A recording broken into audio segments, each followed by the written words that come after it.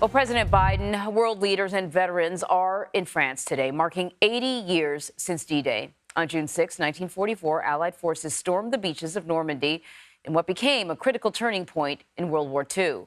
The massive military operation eventually led to the defeat of Nazi Germany nearly a year later.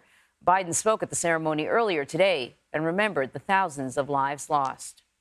The men who fought here became heroes, not because they were the strongest or toughest or fiercest, although they were, but because they were given an audacious mission, knowing, every one of them knew, the probability of dying was real.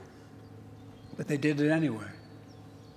They knew, beyond any doubt, there are things that are worth fighting and dying for. And events continue to unfold in Normandy. This is a video from just moments ago. The president and the first lady laying a wreath in the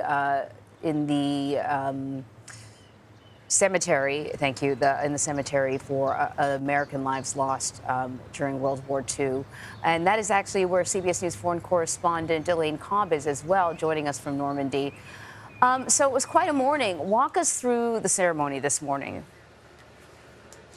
Anne-Marie, the ceremony started with a flyover by C-130 Hercules planes, and then the presidents, President Emmanuel Macron from France, President Joe Biden, came forward towards the podium, and the French national anthem was played, then the US national anthem, then the invocation, and President Emmanuel Macron marked this occasion by giving the Legion of Honor to 12 of the men on stage, 11 American World War II vets and 1 British World War II vet. Now, the Legion of Honor is the highest honor France can give anyone, and for foreigners to get it, it means they are being recognized for their eminent service to France. After that, the president was, as we saw, was speaking there, and he spoke directly to the veterans at first, and he said, we remember you, the tide turned in our favor, and you are part of the fight between tyranny and freedom. And he said what the Allies did together 80 years ago is a lesson for all of us today. Then we had the reading of the watch, the Sonnerie aux Morts, which is a French musical bugle ceremony interlude, which was only drawn up, composed in 1919, and then the taps, the 21-gun salute, and finally the ceremony ended with a flyover of F-35s in the famous missing man formation, and that's one they use whenever they're trying to remember a fallen pilot or for a ceremony like this in honor of those who fell during a war. Yeah, it was all quite moving. But the president's remarks, you know, he didn't just talk about Operation Overlord and D-Day. He also talked about the present state of things in Europe. Absolutely. President Biden pointed out that together we won the war, we rebuilt Europe, we even rebuilt our enemy nations because that was important. And World War II led to the establishment of NATO, which he called the greatest military organization in the world. And he made reference to Finland and Sweden, the newest members, so there are now 32.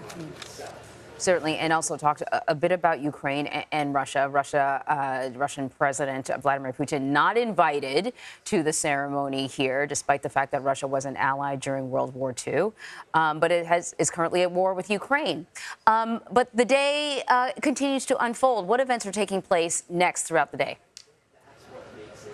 Well, the day started with the ceremony on the British beaches, which were the furthest east, and then moved here to the American beaches. There's also ceremonies on the Canadian beaches, and then this afternoon, the international ceremony, which will be down here below us on Omaha Beach.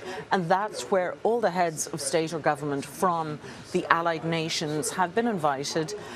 apart from President Putin, to remember the fallen of all the nations involved. And that includes some of the smaller nations like Poland, who sent troops in to fight alongside the bigger contingents from the US, from Britain, from Canada.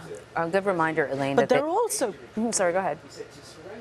I'm sorry. There are also ceremonies at a smaller level continuing all along the Normandy coastline. Towns and villages all around this area have ceremonies on, from big ones to small ones, to remember those who died, to remember the veterans, and to remember the suffering of the local people.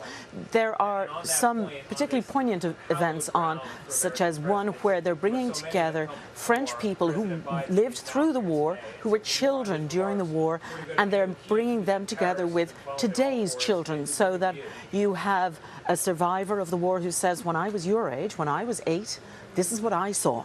And that's considered an excellent way to remind the children of today what happened and to keep that lesson alive.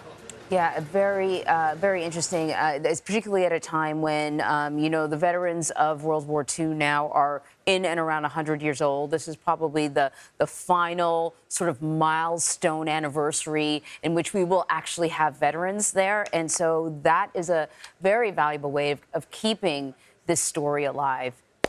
Elaine, thank you very much.